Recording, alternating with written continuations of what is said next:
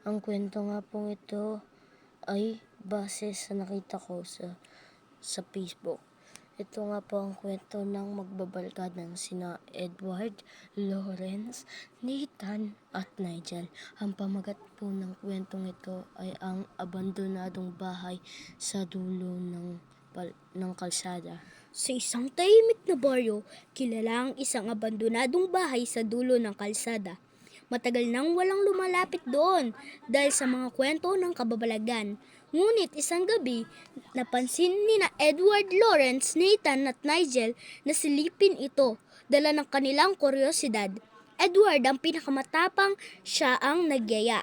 Lawrence ang tahimik pero laging sumusunod. Nathan ang palabiro, laging may baang kwento. Nigel naman ay laging nagdududa pero hindi rin nagpapahuli. "Sigurado ba kayo?" tanong ni Nigel habang papalapit sila sa kalawangan na gitna ng bahay. "Baka may multo talaga," sabay tawa ni Nathan. Pagpasok nila sa loob, agad silang sinalubong ng malamig na hangin. Tahimik ang bawat yapak, sila ay kumakalabog sa kahoy na sahig. May mga lumang gamit, sirang kasangkapan at isang lumang portrait ng isang pamilyang pero may kakaibang pakiramdam. Habang nag-iikot sila, bigla na lang sumara ang pinto. Sa ikalawang palapag na palingon sila. "Baka hangin lang," sabay ngiti ni Lawrence. Pilit na pinakalma ang sarili. Pero nang marinig nila ang yabag sa taas, alam nilang hindi sila nag-iisa. Umakyat si Edward para silipin. Sumunod si Lawrence, Nathan at Nigel sa kwarto. May lumang aparador. Nang buksan ito ni Edward, bigla siyang napatili. May isang bata, maputla, duguan ang mga mata at nakatitig sa kanya. "Huwag niyong gisingin siya," bulong ng boses sa likod nila. Paglingon nila, wala namang tao.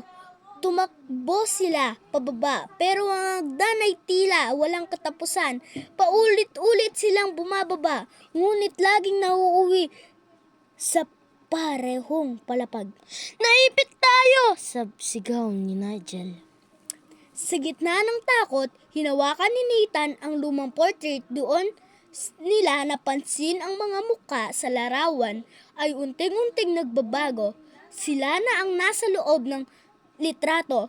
Sumigaw sila, ngunit wala nang nakarinig. Kinabukasan, nakita ng mga pulis ang bahay na sarado pa rin.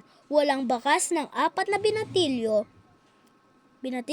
Mula noon, tuwing gabi, may 4 na aninong nakasilip sa bintana, parang may gustong kumawala. Hello guys, that's the end of our video. Kung gusto niyo pa pong makarinig nito or yung part 2 po nito, i-upload na lang po namin bukas. Thanks guys. Huwag niyo pong kalimutan na mag-like, subscribe, and ring the notification bell para updated kayo sa mga gagawin namin video. Opo, thank you po. Bye!